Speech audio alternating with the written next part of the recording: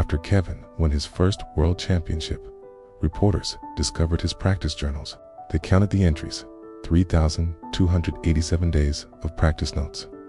That's 9 straight years of him writing down exactly what he had done wrong that day. Every single day. Not one entry mentioned getting better. Not a single word of hope. Each page was just a simple, brutal list of his failures. What he missed, what he lost, what he got wrong. The world was baffled. The journalists all wanted to know, how did a man who kept a journal of failures become the world champion? Kevin's answer broke the internet. Kevin was 13 when he first fell in love with chess. He was passionate, he was dedicated, but by the time he was 22, he hit a wall. The last chess coach in his city sat him down and politely told him that he should consider focusing on other areas of his life. The coach admitted he was talented, but talented wasn't the same as exceptional. Exceptional was the bare minimum to compete at the level Kevin dreamed of. Most people would have given up, but Kevin went home and opened a brand new notebook. At the top of the very first page, he wrote, Day 1, what I got wrong today. He listed everything, every missed tactic, every single blunder, every position he misread, every endgame he fumbled, every moment where his intuition had completely failed him. He didn't write about what he had done right. He didn't celebrate any of his small wins or his progress. He only wrote down what needed fixing. The next morning, he sat down at his board and he fixed those things. Then, at the end of the day, he wrote down what he had gotten wrong all over again. He did this for 9 years. 9 years of solitude and relentless self-assessment. He played online, but with no profile picture and a username that nobody recognized. Spent his nights studying grandmaster games in his small apartment at 2 in the morning while the rest of the city slept. He would replay his losses for hours and hours, hunting for the exact moment. The single move where the game had slipped away from him. He even entered small, local tournaments under a fake name because the chess community in his city all thought he had quit years ago, right after that coach's brutal assessment.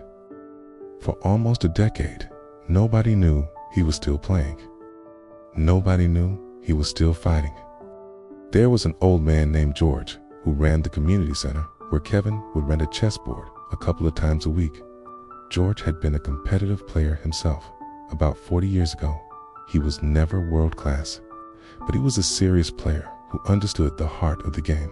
One evening, as Kevin was setting up the pieces, George sat across from him and, without a word, motioned to play. Kevin nodded. Kevin beat him in 11 moves. George just sat there, completely still for a moment, staring at the board. Then he looked up at Kevin and asked, How long have you been practicing? 9 years, Kevin said. George's eyes narrowed slightly. Alone, mostly, Kevin replied. George folded his hands on the table, a knowing look on his face. Let me tell you something about this game, he said, his voice low and steady. Chess is not about genius. It's about who is willing to be wrong longer than everyone else. The masters, the real masters, they are not the smartest. They're the ones who can look at their own stupidity the longest without flinching, and then come back the next morning and try again. Are you that man? Kevin thought about his journals, pictured the stack of them in his closet, over 3,000 entries of pure failure, stacked up like bricks, each one a monument to his mistakes.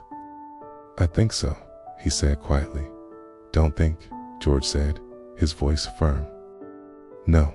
The very next month, Kevin entered his first official international tournament. He was 31 years old. He was an anomaly. The other competitors were younger. They were more credentialed. They were more known. Many of them had professional coaches, entire teams, and big-name sponsorships. Kevin had a notebook. He won that tournament. Then he won the next one. And 2 years later, he won the world championship. When the journalists found his journals and published the story of the 3,287 entries of failure, the entire chess community was stunned. They couldn't understand it. How does a man build a world-class skill a championship-level practice entirely on cataloging his own mistakes. Kevin's answer, given in a quiet press conference that would soon go viral, was this.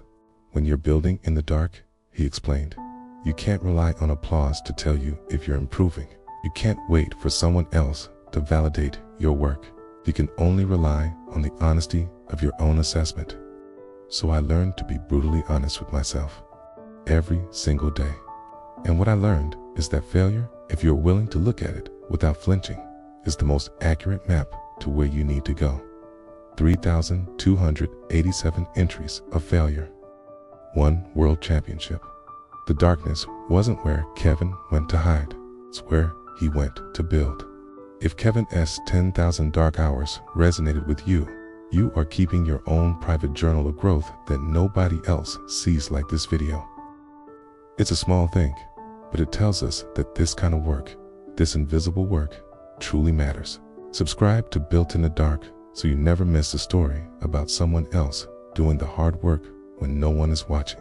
And please, share this with someone who's deep in their own practice right now, wondering if any of it will ever count. Tell them it already does. Thanks for watching.